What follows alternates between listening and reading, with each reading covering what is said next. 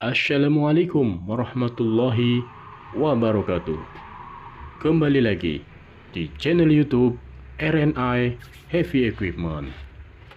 Pada video kali ini kita akan berbagi tips dan cara untuk mengganti disk clutch, cover clutch, release bearing pada unit forklift. Yang pertama, kita akan melakukan penggantian release bearing serta pemasangannya. Sebelum pemasangan, pastikan release bearing berfungsi ataupun bekerja dengan baik. Dan jangan lupa kita lumasi permukaan ataupun as tempat dudukan release bearing dengan pelumas grease ya, supaya memudahkan dalam pemasangan serta ketika nanti tes dilakukan ataupun dilakukan uji coba pada putaran clutch, sistem clutch ataupun kopling bekerja dengan sempurna karena adanya pelumasan dari grease ini. Oke, kita akan pasang terlebih dahulu untuk release bearing. Pastikan release bearing duduk pada tempatnya ya, dan dipastikan forknya juga sesuai ataupun dudukannya sama dengan yang ada di release bearing. Kita paskan antara release bearing dengan fork ataupun garpu penyungkit di clutch sistemnya. Setelah nanti kita pas, baru kita lanjutkan untuk pemasangan item part yang lainnya. Nah, kita gerakan maju mundur seperti ini untuk memastikan tidak ada kendala pada release bearing serta fork pengungkit dari sistem clutch ini.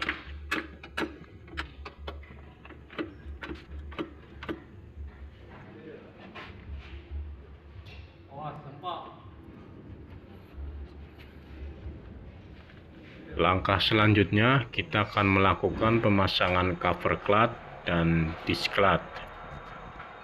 Sebelum pemasangan cover clutch, pastikan baut safety sudah terpasang di cover clutch. Untuk baut safety sendiri ada yang menggunakan 3 baut dan ada juga yang menggunakan 4 baut. Cover clutch kita pasang, kita masukkan dan kita posisikan cover clutch sesuai dengan lubang baut serta lubang spi pada flywheel ya. Selanjutnya kita akan melakukan pemasangan disk clutch ataupun kampas kopling.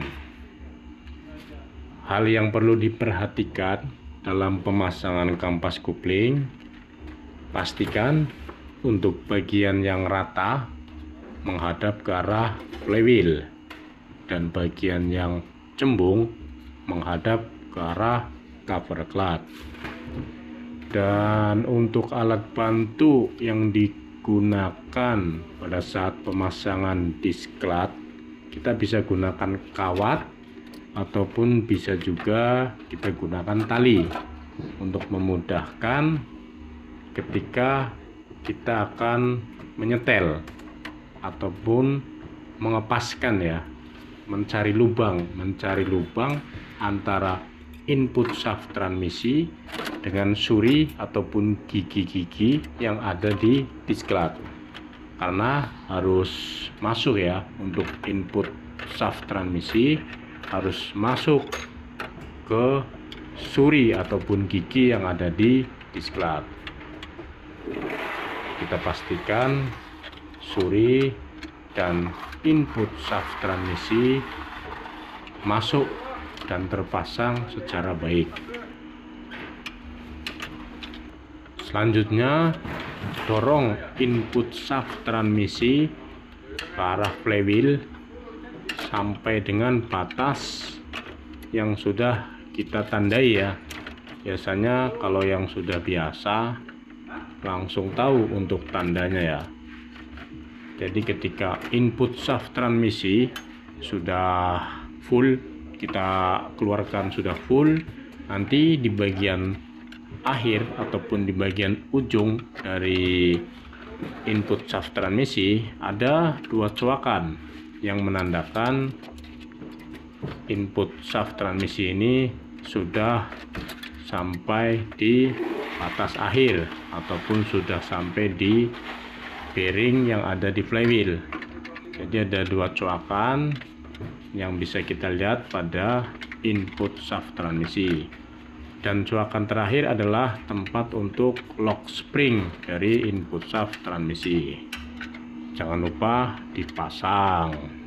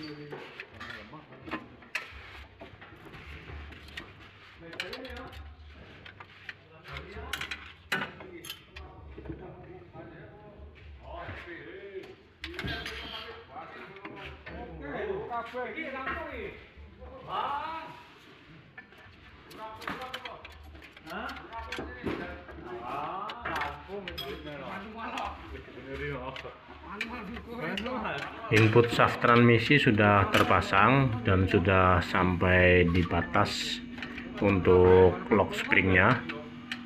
Sekarang kita akan tes putarannya. Jadi ketika kita putar, posisi disk clamp ikut bergerak dengan input shaft transmisinya. Selanjutnya kita akan pasang yang tadi saya bilang untuk lock spring dari input shaft transmisi.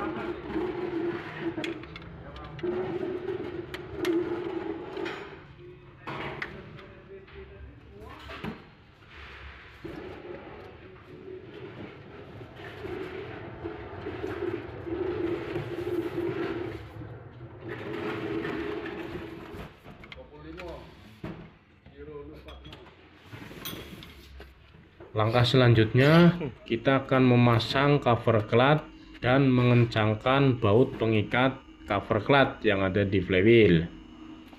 Untuk memudahkan kita memasang cover cloth di flywheel, langkah yang harus kita ambil, kita paskan terlebih dahulu antara lubang yang ada di cover cloth dengan sepi yang ada di flywheel. Untuk forklift yang baru ataupun istilahnya belum pernah ganti kopling ya, biasanya untuk sepi yang ada di flywheel ini jumlahnya ada dua. Nah, kita pasang sepi yang pertama dulu. Setelah sepi yang pertama masuk, kita ikat satu baut. Jangan dikencangkan terlebih dahulu, kita kencangkan ala kadarnya aja dulu. Setelah itu baru kita putar cover cloth untuk memasang sepi yang kedua.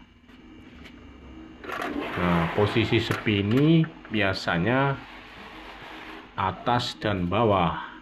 Nah, makanya setelah sepi satu terpasang, kita akan pasang untuk sepi yang kedua.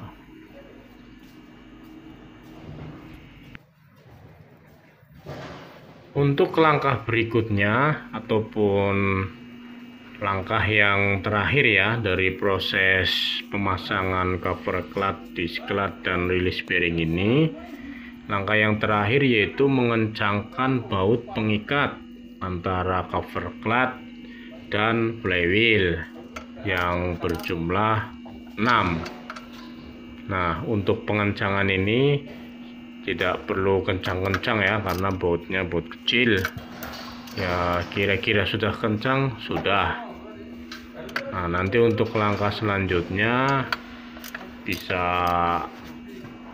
ditonton ataupun bisa ditulis di kolom komentar setelah langkah ini, yaitu ada langkah untuk penyetelan kopling, tingginya kopling dan rendahnya kopling bisa di setel sesuai dengan kebutuhan ya. Dan mungkin untuk video ini cukup sampai di sini dulu. Apabila ada pertanyaan, silahkan bisa langsung tulis komentar di bawah video ini. Semoga video ini bermanfaat. Akhir kata, wassalamualaikum warahmatullahi wabarakatuh.